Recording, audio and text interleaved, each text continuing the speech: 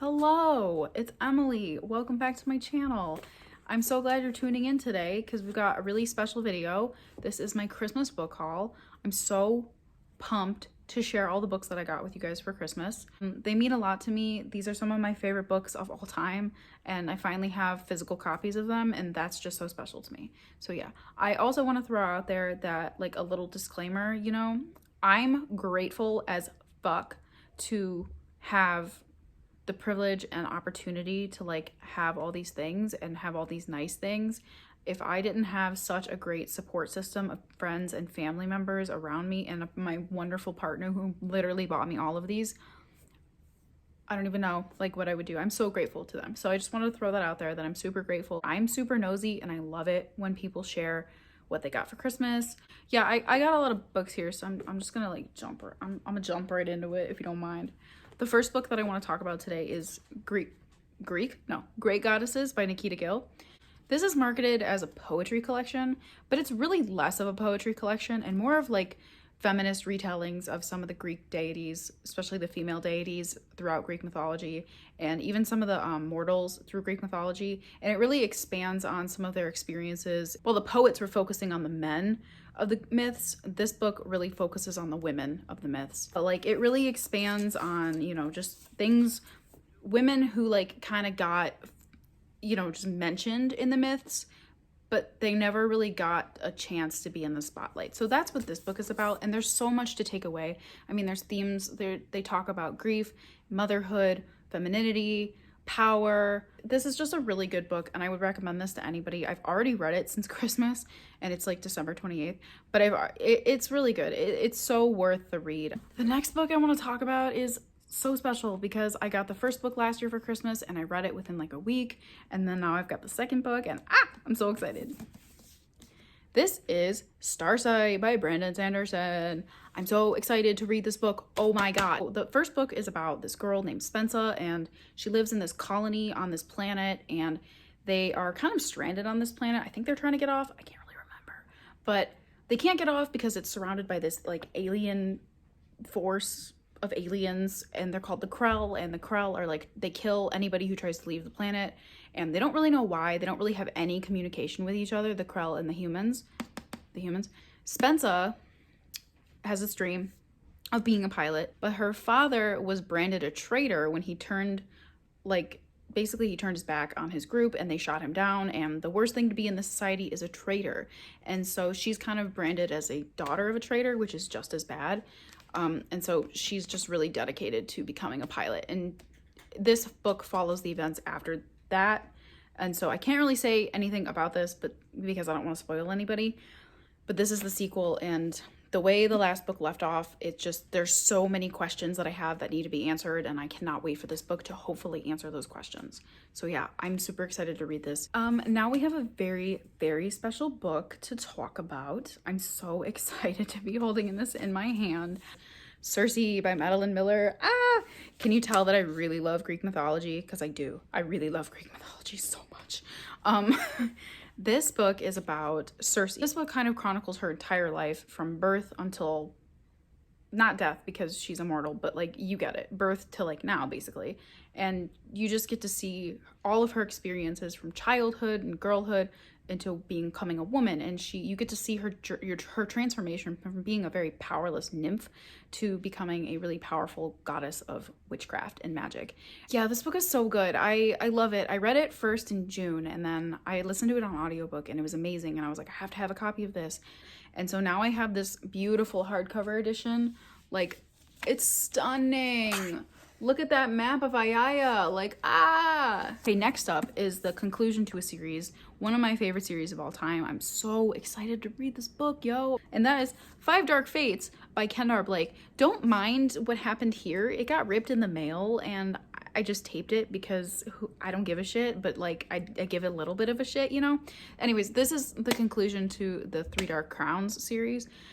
I'm not going to say that much about the Three Dark Crowns series, except basically all you need to know is that it's an island and it's a matriarchy, and 3 triplets are born and only 1 can ascend the throne, so they have to kill each other to get to the throne. It's brutal, it's dark, the magic system is Chef's Kiss. Two Dark Reigns ended on like a bit of a cliffhanger, so I'm like gonna be picking this up maybe even tonight. Next up, we have a little bit of a different book. I don't tend to read a lot of historical fiction, but this one I'm actually really excited about. And that is Fountains of Silence by Ruta Sepetys. Is that how you say her name? I don't know. What I know about this book is that basically it's about this boy. He's a photographer. He's half Spanish, or maybe he's fully Spanish. Not entirely sure. But he goes to Madrid after the Spanish Civil War in the 1950s, and he's trying to figure out, like, he's trying to learn more about his heritage, basically. But there's a dictator in power, Francisco Franco. I don't really know anything about the Spanish Civil War, and so I tend to read historical fictions where I don't really know all that much about the subject, because maybe it'll kind of enlighten me a little bit and gonna give me a clue into the experiences of some of the people that lived during that time period. Sometimes historical fictions do that for me, and sometimes they also kind of like inspire me to learn more about the topic. So I'm definitely gonna read this and then learn more about the Spanish Civil War. Next up, we have a special edition. I wasn't expecting to get this, and that is A Court of Thorns and Roses Collector's Edition. Wow, this cover is incredible. And this is just the box. I mean, even the side and then the back. This is the cover. We got a wolf here on the front, or wait, no, this is the back. This is the back cover. So we got a wolf here, and we got the woods, and it's just like so beautiful. And then we've got this is the front, I think. And then we've got Feyre down here. And we got some really pretty stuff going on this cover. It's just, this is so beautiful. It's got that gold foiling. Next up, we have another really special book. I cannot believe my boyfriend went this hard with these collector's editions, but this is the illustrated edition of A Game of Thrones. This is my favorite adult fantasy series of all time. I can't wait to collect the next edition. They have A Clash of Kings illustrated edition as well. I can't wait to get that at some point. If you don't know what A Game of Thrones is about, it's impossible to explain, but basically it's about a whole bunch of people vying for the throne. There's a queen across the water. There's like 5 kings in the land. And there's like some scary ass shit going on up north. And then, yeah, so that's what that's about. But like, first I'm gonna show you the map in the front. So it's got 2 full color maps. It's got them in the back as well. And then I'm gonna show you an illustration just so you kind of get the idea. So here's a Tyrion chapter. I think this is King's Landing. Yeah, I think this is King's Landing. Or no, wait. No, what a dumb bitch. That's Winterfell. This is Winterfell. I really like this illustration. I showed my boyfriend earlier, but this is when Bran is when there's like an attempted assassination on Bran from some cutthroat, and then Catelyn's like, no, don't stop, and she like tries to stop him, but like she doesn't really succeed, and then the dire wolf kills him. Yeah, so that's that illustration. But yeah, I'm super excited to have this. This is beautiful, and I again was not expecting to receive this for Christmas. This is an incredible edition and an incredible story, and I'm so excited to like reread it soon. I just want to throw out a quick disclaimer before I talk about this next one. Just so you know, it's Harry Potter and the Sorcerer's Stone, the illustrated edition. My disclaimer, I don't support J.K. Rowling anymore. I don't buy brand new copies of her books. I have completely separated her from her work. It all started when she started to pop off about like weird random wizarding facts. And then also this support that she gave to a transphobe is just like, yikes.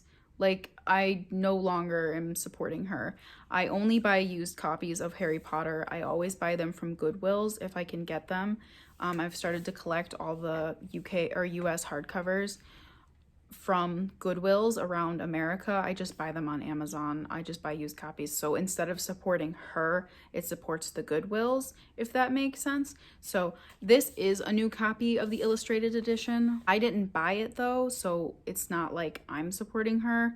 My boyfriend bought it for me. I have talked to him about the whole issues with J.K. Rowling, and he knows now if he's gonna buy me anything Harry Potter related to buy it used or just to not buy it. So that's my little disclaimer on this whole like Harry Potter thing. But Harry Potter and the Sorcerer's Stone illustrated edition, oh my gosh. I'm so excited to have this. I have not ever reread the Sorcerer's Stone since I read it as a little girl, and I'm really excited to read it now with tons of pictures. I started reading the first chapter, and I love the pictures. I love the illustration style. It's exactly what I would have pictured for the Sorcerer's Stone, and that's really exciting. So last book, and then, oops, just showed it. It's God's Grave by Jay Kristoff. This is the sequel to Nevernight, which is right there. Super excited to read God's Grave. Nevernight was really good, but I've heard that God's Grave is like 16 times better, and then I hear that like Dark Dawn's like not that good. But like, I'm excited to read God's Grave. I'm really excited to read it. And it's a new copy too. Like, who gets a new copy of God's Grave? Hardcover. What? All right. There you have it. I have finished hauling all my Christmas books.